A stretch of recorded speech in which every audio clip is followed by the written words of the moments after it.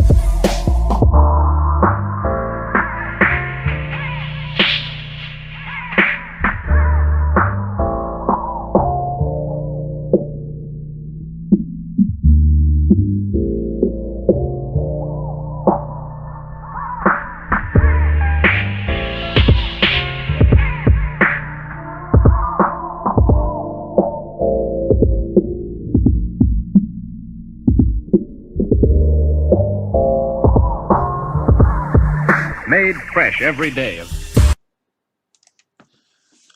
What's going on, y'all? This your boy Casey for Wrestling Takes back again.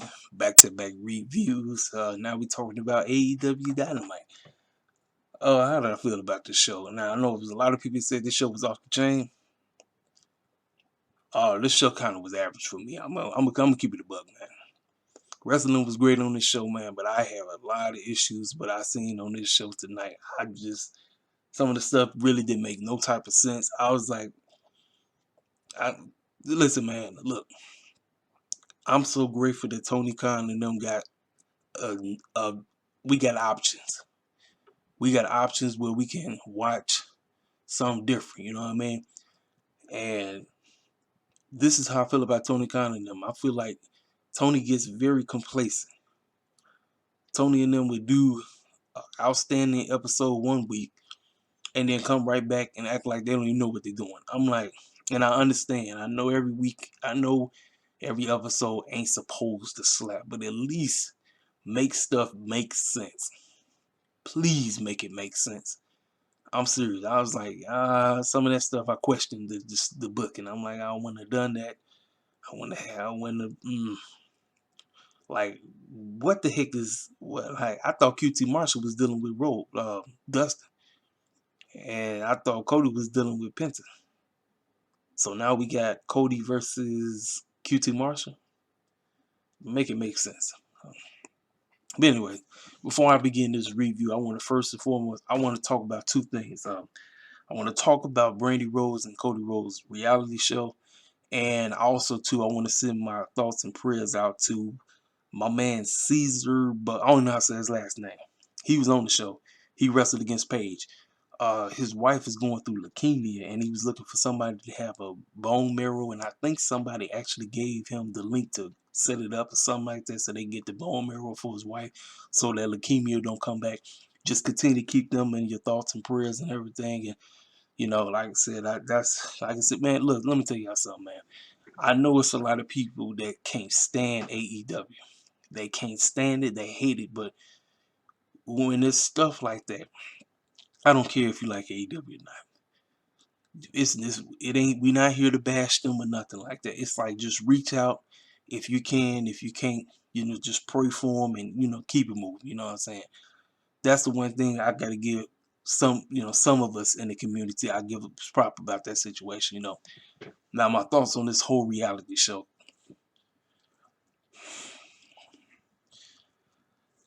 Listen. I can't stand reality TV. But like I said, if people want to watch it, feel free to watch it. Do I think it was going to bring more eyeballs to Dynamite? Maybe. I'm not sure. I don't know, man. I think what they should have done, they should have just continued to focus more on the wrestling itself, because Cody already got the Go Big show, and now they talk about Rose to the top and all this crazy stuff. Then you got Brandy over here saying certain things that, I mean, it's obvious. We know they interracial couple. I don't know why she said what she said in that clip. I don't need to talk about it. Y'all know what the clip was. I wouldn't have said that. I'm like, listen, that's great, but I wouldn't have said it like that, because the way how you said what you said, now everybody is, is and I'm not trying to bash them, you know what I'm saying, because they make an excellent couple, and I'm pretty sure that when a child gets here, that she's going to be very beautiful. She's going to be pretty just like her mom. So, it is what it is, man. Like I said, reality TV ain't my cup. That's not my thing. I don't even mess with the Miz and Mrs. Maurice. I don't even watch that show. I don't, you know, it is what it is, man. So anyway, we over Dynamite up with this match right here. Now this match was set up from Dark Elevate, if I'm not mistaken. And on Dark Elevate, Kenny Omega basically screwed over Matt Sydal, and Tony Khan, who claimed he wasn't gonna be on TV, can't help himself. This boy be showing up dang there every week. He show up all the time on Impact, trying to cut promos and everything. I said, man, Tony, I said, bro, just stand in the back and write and gorilla, man. I'm like, I said, I know you're trying hard to be Vince McMahon, man, but no, bro. Stay in the back. Continue to book this show the best way you can, man. We don't need 50 million tag team. I'm going to get on all these stupid tag team matches. I'm going to get on this case about that. But bro, just focus on booking the show, making a better show, man. We don't need to see you popping up and all this crazy stuff, because it feels like we might be getting a similar situation like how we got with Austin and Vince McMahon, but instead it's gonna be Tony Khan and Kenny Omega. But this match was set up by Tony Khan on Dark Elevate, and this was a great opener. I didn't have no issue with this match. Not Tony Khan. Kenny Omega made Matt Sydal look like $1,000,000. Matt, look, he already was a great wrestler. Like I said, the man just still trying to recover from that botch that happened at Double or Nothing when he made his debut. But match is great. I have no issue with the match. Listen, Kenny made you think that Matt Sydal was gonna beat him, but it didn't happen. Kenny Omega, he ended up winning, and we move on from there. So let's see. Talked about that. Oh yeah, they talked about the backstage segment with Alex Marvez talking with the Dark Order, hanging out at Hangman's bar. Silver talking about something he can't wait for us to be in the main event, going up against Darby Allin for the TNT Championship. And they asked, was he nervous and everything? He said, nope. He said he can't wait to represent the Dark Order and end up becoming the new TNT champion.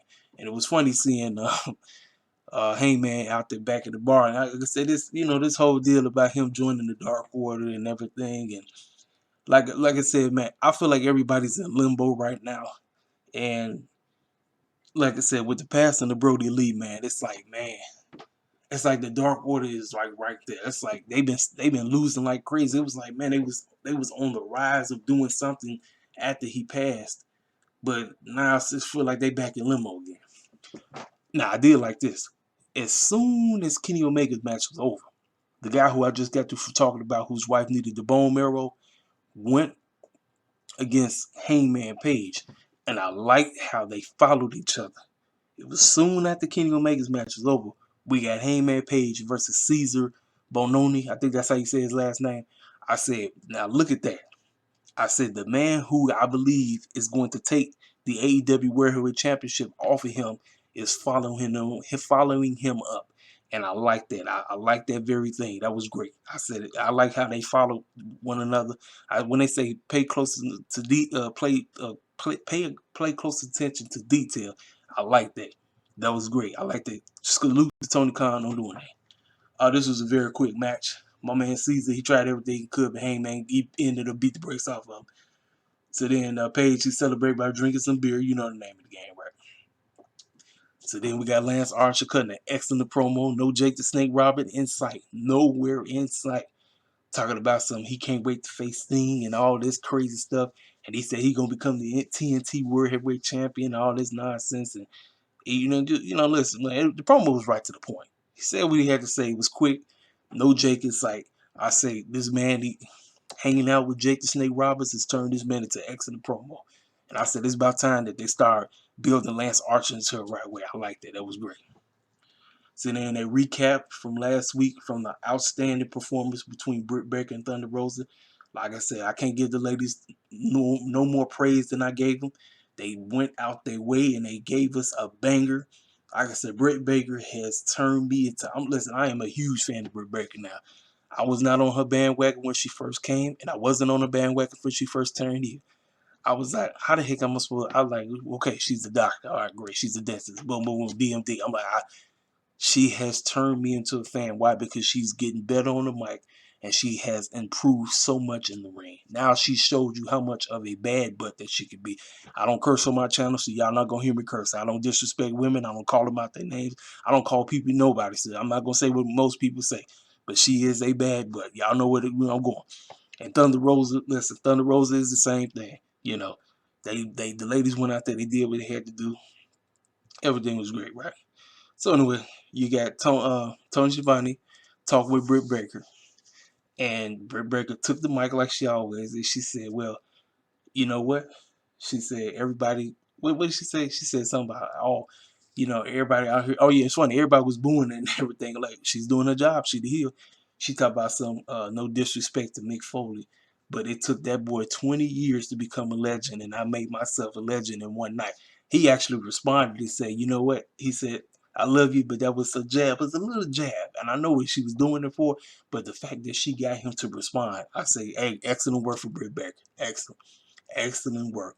Like I said, just keep going. I can't wait to see this young lady become the AEW Women's Champion, and I hope that they make the belt bigger. I don't want her carrying that little thing around that she'd have been running around with. I want them to redesign that title and make it look bigger, so we know that you really are putting everything, like you're putting your all into the women's division. Decent segment, very decent. So then they showed the Pinnacle leaving the locker room. Now I didn't like this scene. You want to know why? They tried to do exactly like how Goldberg. I said, y'all, they are not Goldberg. Why are they knocking on the door? I said, this is like that's Goldberg. Like, the Pinnacle is not Goldberg. Don't give me Goldberg vibes with that nonsense. They're gonna knock on the door. I said it was stupid. I was like, I didn't like that. I did not like that segment at all. I was like, well, I didn't like it. So, cut to commercial break.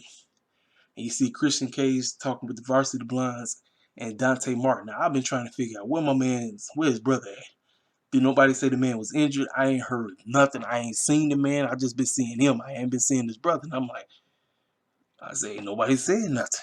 I said, I hope the man ain't injured or nothing like that. Did nobody say anything? So anyway, right, Dasha talking to Cage, and Cage like, yeah, man, this is great. He said, I'm just here giving the young men some words of wisdom on what to do and how to improve in their matches and everything, and helping them out before they got this great tag team match before with the Pinnacle. And then Cass comes out the woodwork. He said, well, he says, great to see my old friend and everything. He said, I'm ready to see what you do with that shirt, what it says on your shirt. I want to see when you're going to outwork everybody. And Christian Cage said, well, you got me. You got me next week. And you're going to see firsthand on how much I outwork everybody. We haven't had a match in over 7 years because I think that was the last time they faced each other back when they was on Impact together. I'm looking forward to seeing how much Christian still has it. I saw Edge. Edge look old as heck. I'm gonna see if Christian look old as heck, but I'm hopefully Cass is the right person that he's in the ring with, because Cass gonna do everything in his power to make him look great. So it is what it is, man.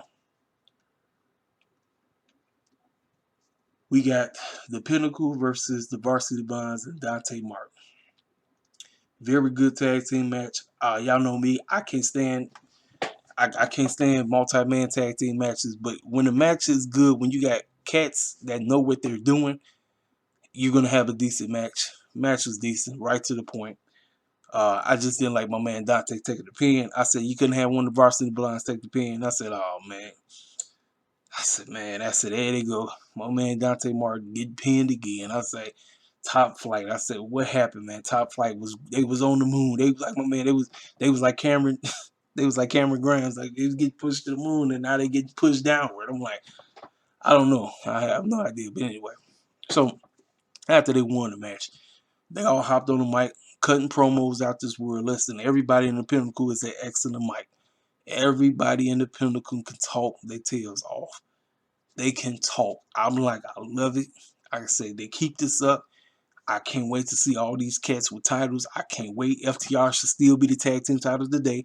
I don't care what nobody got to say. Young Bucks are good, but FTR should still be your AEW tag team champions right now. Ain't no ifs, ands, or buts about it.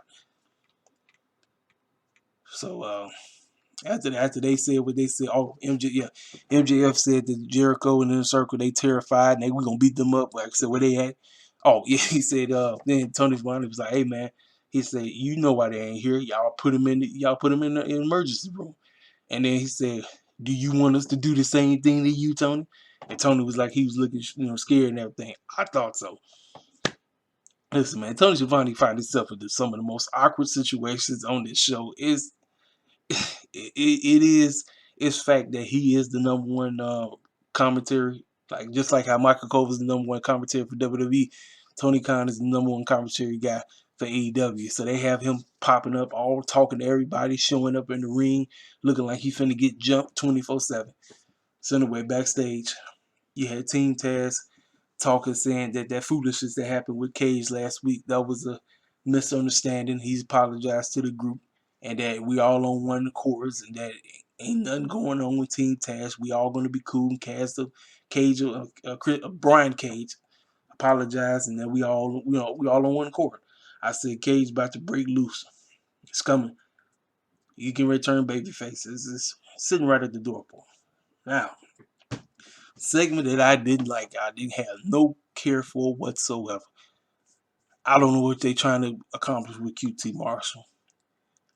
And Cody Rhodes showing up 24/7. I'm like, you know what, man? I'm like, I'm starting to get a little tired of seeing Cody Rhodes. I'm serious. This ain't no disrespect to Cody Rhodes or nothing like that, but I'm starting to get a little tired of seeing my man showing up 24/7. I'm like, man, chill, bro. Like, you did everything in your power to get this show on the ropes. It's out there. Y'all got all this other crazy crap going on. I know you running around here with your arm in a sling. I said QT Marshall was just dealing with Dustin. Now he dealing with Cody. And I thought Cody was dealing with Penta. No follow-up, no nothing. I was like, yo, what the heck is y'all doing, man? I was like, it didn't make no sense. So they over here rambling, talking about if they really tight, are they really boys, and used to be my friend and all this nonsense. And I'm just rambling. I said, this stuff just don't even make no sense. It's just another match that Cody will win. I said, it's pointless, man. It is pointless. So next week we get Cody Rhodes versus QT Marshall. I don't care about it. I really don't. I have absolutely no interest in this match whatsoever. I don't. Like I said, to me, this match is just on the show just to be on the show. Now, unless QT Marshall planning on laying Cody out and putting him on the shelf for a long time, by all means do it. But I don't know where they're going. I have no idea where they're going with the situation. But you got to make it make sense. So then we get to the Young Bucks and Brandon Cutler versus the Lucha Bros and the second debut of Laredo Kid. I'm not pronouncing his name right. Y'all forgive me, man. Great 6-man tag team match. You know you're gonna get your flips and dives because that's what you get with them. Like I say, man, my critiques on the Young Bucks and them is just to calm the flips and dives down. You ain't got to do all the flips and dives all the time. But same thing, like, you really don't. But you know that's what you're gonna get. You're gonna get the flips and dives as always. Plus, we still building to Phoenix and Pac versus Young Bucks for the AEW Tag Team Champs. Now, Brandon Cutler was in this match because we knew the boy was gonna take the pinfall. That was the only reason why he was in this match. And that's exactly what happened. Liddell Kid ended up pinning him. I think it was Liddell Kid. And Phoenix, Ray, and him, they end up winning. Now, after the match, your boy, let's see, Kenny Omega, is this when Kenny Omega came out? Yeah. So Kenny Omega comes out. He attacks the Rito Kid. He comes out. He says, "Listen, we used to be the boys. We used to be homies. We used to be tight. We're the elite, right? Listen, when we was in New Japan Wrestling and we was talking 3 years ago about starting AEW, you know what?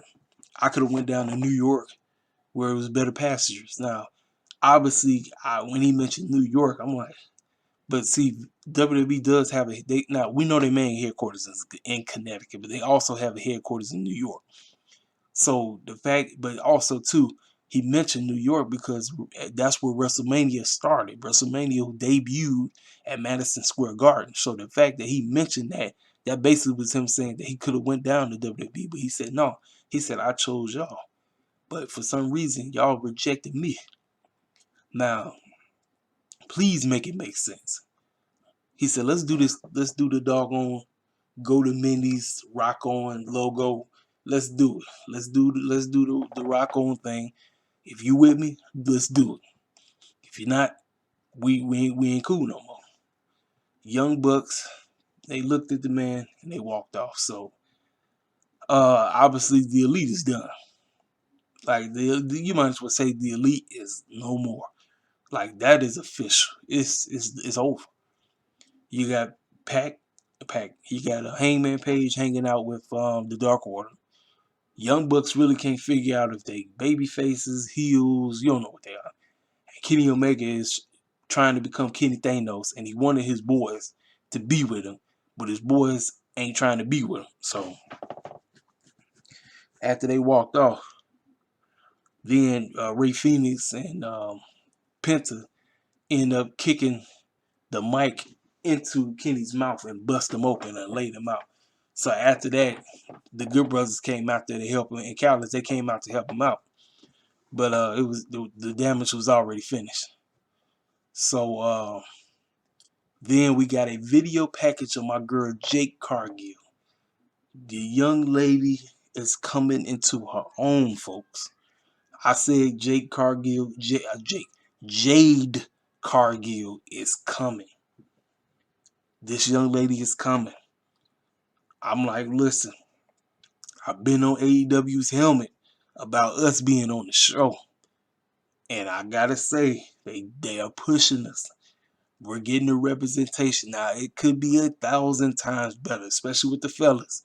It could be 1,000 times better. But that video package with Jade Cargill talking about Red Velvet, that was great. She got points and she said she called herself a female dog. Like I said, man, look, I to this day, I will never understand the fascination, why everybody, like, why do we call women that? Why do ladies call each other that? I will never understand that for the life of me. I don't care because it's degrading. Like, why are you gonna, like, you could have said I'm that woman, call it a day, but you're trying to feel edgy, come across as you're edgy and all this. Cause Dr. Britt Baker, she called herself too. She called herself a female dog too, and I'm like, it's, to me, like I said, it's degrading. But if that's how you roll, that's on you. But it was decent. And also too, now I thought Red Velvet was already signed with AEW. Apparently she signed the contract and she is officially all elite. And I'm very happy for my girl Red Velvet. I'm very happy for her. I say kudos to Tony, Cody, all of them. Kudos to them. So then we got a video package of what the Good Brothers did to Moxley and Kingston. So obviously Kingston is kayfabe injury, I'm assuming. Leg messed up. And let me tell you something. I told you, Eddie Kingston and Moxley, they come across as a comedy duo, but you have to take them serious because the two of them will murder you if you get caught up with them in the back alley. I'm just gonna call it for what it is. But you Moxley be standing over there looking like he a drug addict. He be drunk, and then you got Eddie Kingston sitting up here with the messed up leg, talking all this crazy stuff, talking about when my leg heal up. He said, look, we're going to put you in the morgue, man. That's what we do. And Moxie said, I agree. He said, that's exactly what we're going to do. We're going to put you in the morgue, good brothers. We're going to put you in the morgue. Like, it is what it is, man. Like I said, Obviously, Moxley moved on to the tag team division. Same thing with Kingston. So when the time comes, you know they're gonna be tag team champs. Excuse me. Like I said, I don't know when that time's gonna be, but like I said, Moxley said he don't like the Young Bucks, but he said he owe them one because they came there, had their back. And so, like I said, well, we're going to get our hands dirty. We're going to beat the brakes off of them. So, now, let's talk about an improvement match. Improvement. Tay Conti versus Nyla Rose with Vicky Guerrero. Man, Tay Conti has improved. She's another young lady who, when I first saw her wrestle, I was like, she needs some work. She has improved. Nyla Rose gave that woman a great match. Listen, the highlight for me was the women. I'm comfortable with it is. AEW has been doing a great job with their women's division. People have been taking a serious dump. I've taken a dump on AEW with their women's division. They've been doing a great job with promoting their ladies. I gotta give them props. Nyla Rose gave Taya an excellent match, and the fact that she pulled the upset, kudos to Taya Conte. Now after the match, Taya got beat down. And then the bunny, she came out there. Allie came out there and started beating her down too. So then Sheeta came running out there with those Asian flip flops. I've seen, I don't know what you call those shoes, but she came out the high tops. She came out there with them Asian sandals on, and she came out there. She came to her rescue. So it's gonna be a tag team match next week. It's gonna be Ted Conte and Sheeta versus Nyla Rose and the Bunny. I'm assuming that's gonna be a decent tag team match. You know, looking forward to it. Okay. So then we got a recap of Miro, Kip Sabian, Orange, and Taylor's feud. Talking about what they gonna do. Because next week is gonna be that arcade. They calling it an arcade anarchy or something like that. I think it's gonna be a massacre.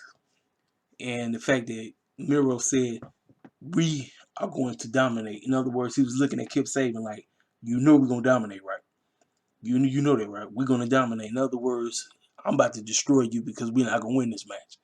We're gonna get rid of them boys and we ain't gotta deal with them no more now. And then we come to my man Scorpion Sky.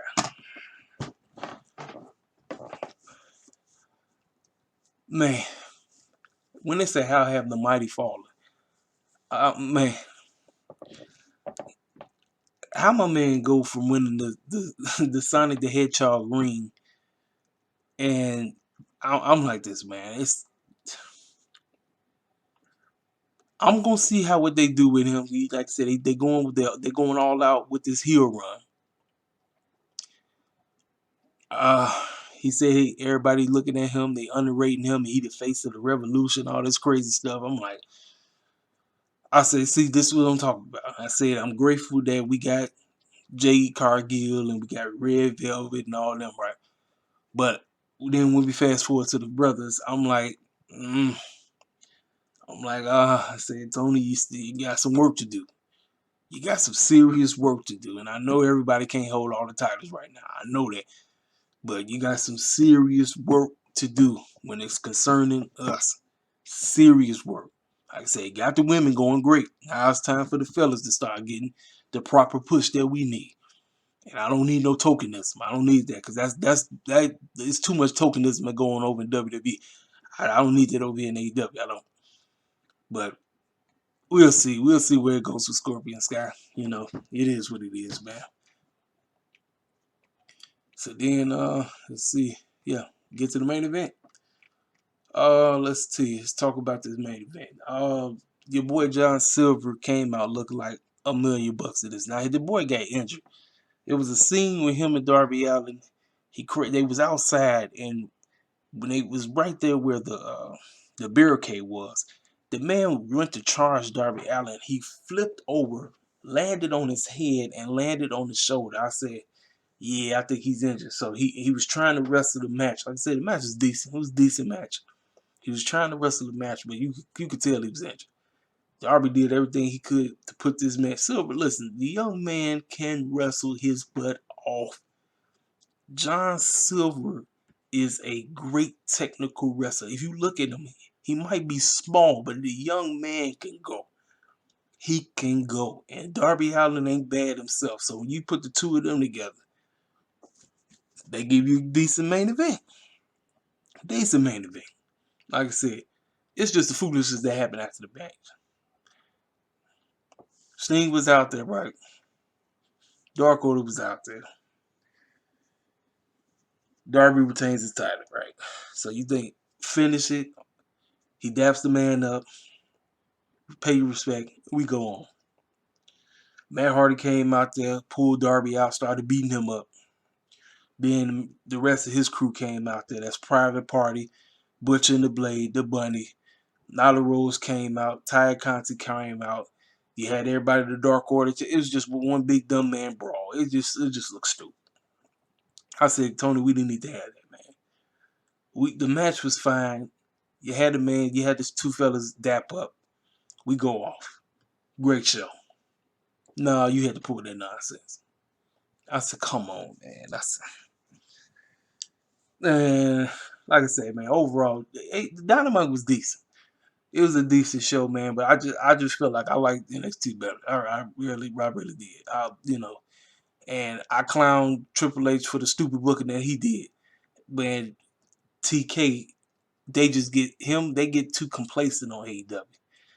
Listen, I am rooting for them to reach that million march every week. I'm like I said, I'm rooting for them to get those million views week in, week out.